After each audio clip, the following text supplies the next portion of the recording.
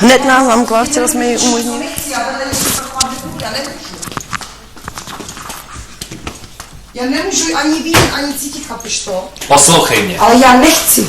Nechci, nechci. Já si musím uklidnit, vám ty nevíš sám v sobě. Já to vím, já to chápu.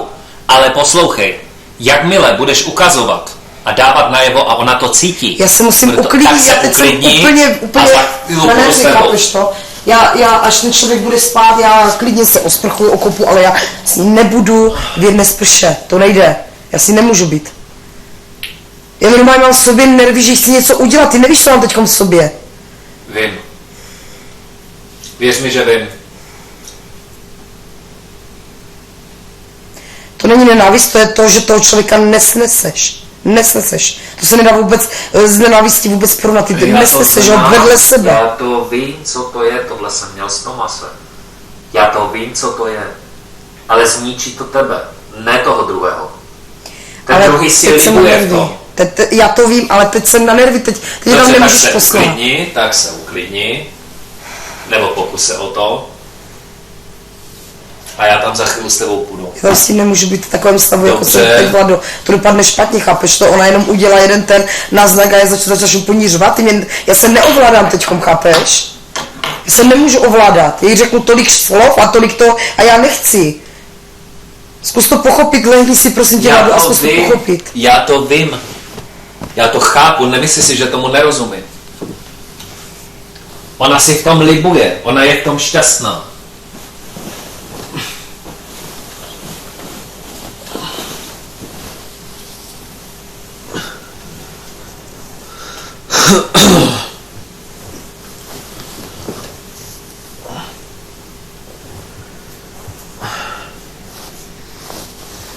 A ty, co to nevidí, nechápou, že tohle je bude čekat taky, co třeba teď cítíš ty.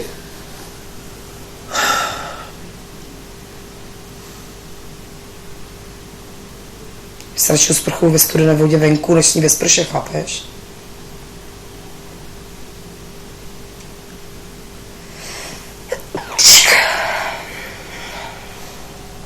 Tak jak se uklidníš, převlečeš si plavky a půjdu s tebou do sprchy.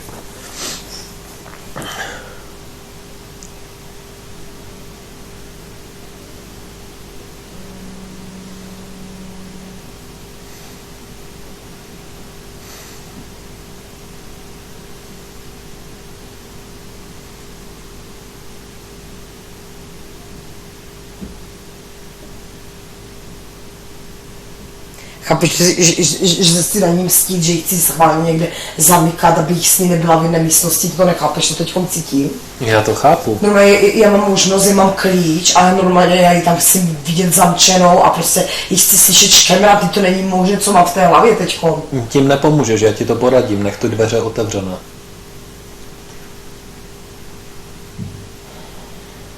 Ona bude mít potom další argument. Dneska, když hodila tu houbu do toho čaje, tak nemělo to smysl. Já ji znám. To nemá smysl. Čím víc jí přileješ, ona bude radši. To je typ, to je taková povaha člověka. To nemůže být ani povaha, když to je ženská z hororu, chápeš to, takové lidi jsem viděla v hororu a ne ve světě. Hele, bože můj, jak já bych ti pomohl. Já ti to nemůžu v hlavě přehodit. Já ti rozumím, já vím, co cítíš, tíseň na hrudi, tady to, já jsem to kdysi zažil.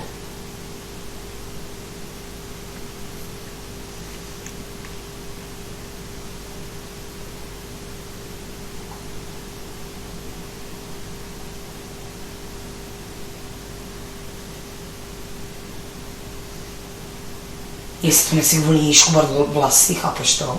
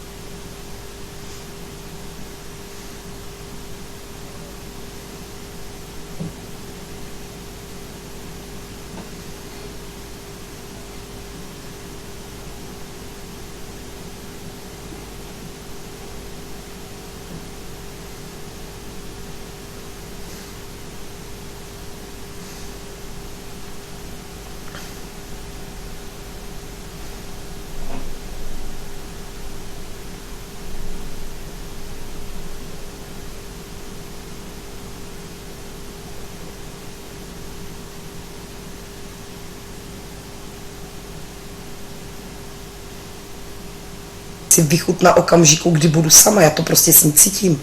Ona je taková, ale to je právě to, co ti chci říct. Aby jí to nikdo nevěřil, chápeš? Ne, ona je na začátku, ona to velice dobře ví, proto je tak hodňoučká na všechny. No, ale ona si musí najít to, ona totiž ví, že většina lidí je proti tobě. Chápeš to? Ona to ví. A je přece snadnější do takového terče trefovat. Rozumíš? No, I lidi, který mám rád, nevidí třeba některé věci, které vidím já. Rozumíš tomu? Jen to povrchní třeba. Já vidím, já tady tohle znám. Chápeš to? Ale můžeš být v klidě. Nejseš jediná, kdo to takhle cítí. Já se už ani nedivím, že se poslední době dištancuješ od Evy. Co? Že už se ani nedivím, že se poslední době dištancuješ od Evy, jako. Já tě nerozumím. Že se dištancuješ nebo distancuješ od Evy.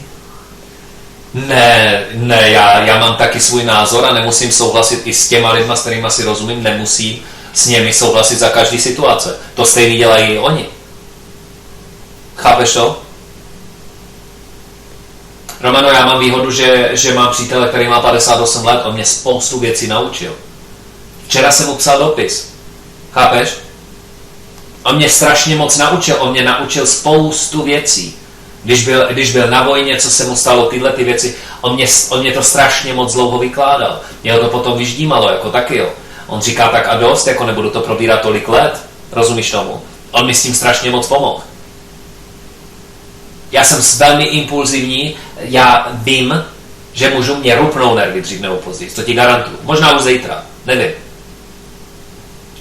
Ale bohužel tohle nejde naučit, tím si musíš projít a to je právě na tom ten věk, že vlastně v určitým věku už ti to bude lhostejné.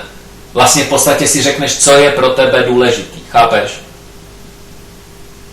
Ty trošku máš něco ze mě, že je velice těžko člověku takhle to vysvětlit, aby si to pochopila. To není tím, že bys byla hloupá, ale ještě si k tomu asi nedospěl.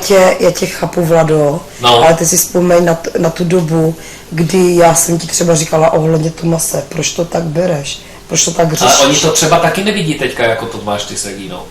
Nebo vidí. Oni žijí z drbu, jako ten řekne, nemyslí si, že když jdu učit stůl, nebo jdu tam, že to neslyším. Ale mě jedno, co si myslí oni, co vědí oni, rozumíš? Jde o to, že já se bojím a já se neudržím, Vlado. Ježíšmarja, ty to nechápeš, že jsem vyrůstala s bráchou, který mě třeba byl a já jsem se musela bránit. Protože já jsem se takhle prošla, normálně on do mě vrazil, já jsem začala brečet, mi ta mamka taky doma nevěřila, jakože jo, zase Romana se rozbrečela, zase tamto, nebo ono taky to dělal a ona mi úplně vyvolává ve mě ty pocity, rozumíš? Ale já ti uznáším jednu věc, kterou mě přítel. Když se mnou mluvil... Ale já si to chci vrátit, chápeš, to si nechci nechat jenom takhle mladit. Můj přítel mě takhle chytl za ruce. No. Když bude něco strašně těžkého, tak si vzpomeň na mě. V tu chvíli, když to budeš mít úplně, že chceš něco takového udělat, vzpomeň si na mě a řekneš ne, nesmím. Chápeš to? Rozumíš mi? Já tě vám teďkom chápu. Jo, rozumíš, on je prostě takhle to prostě, já vím, já to chápu, teďka to musíš nějakou dobu. Pamatuj si, že napětí, když je dlouhodobé, vygraduje a potom začne najednou toto, prostě proč je ta vlnovka vyvolení takhle?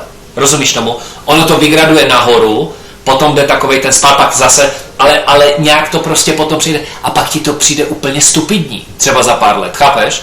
Teďka je to zkouška tebe, co vydržíš, co jsi schopná. Já na něj mám taky nervy, já vidím, co se tady bude dít za špinavosti. Já to vidím. Zkus si představit, že se mě vezme do duelu. A nebo když já budu vypancovaná a vrátí se ona. A tak se vrátí, no tak bohužel se vrátí, no. Jako jsme tady a lidi budou chtít asi tohle vidět. Nevím. Ale myslím si, že to, co tady předvádí, že půjde i ven. Já to nevím. A já se ho nechám vyhodit jako cvoka. Jenže tím, když ji budeš říkat takhle sprostě, i když vím, že byla vyprovokovaná.